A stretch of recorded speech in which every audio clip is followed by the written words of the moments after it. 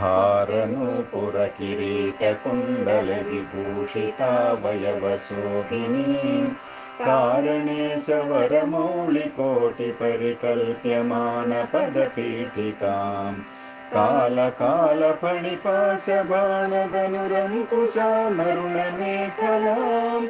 कालभूतिलकलोचनं मनसि भावयामि परदेवतां मनसि भावयामि परदेवताम्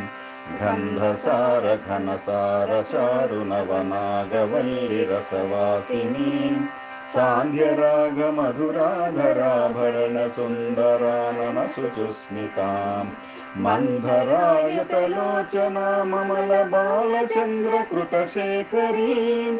इन्दिरारमणसोदरीं मनसि भावयामि परदेवतां मनसि भावयामि परदेवताम् स्मेरचारुमुखमण्डलां विमलगण्डलं विमणिकुण्डलां हारदामपरिशोभमानकुचभारभीरुतनुमध्यमाम्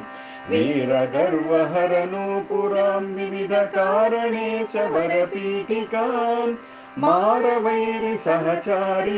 मनसि भावयामि परदेवतां मनसि भावयामि परदेवतां मनसि भावयामि परदेवताम्।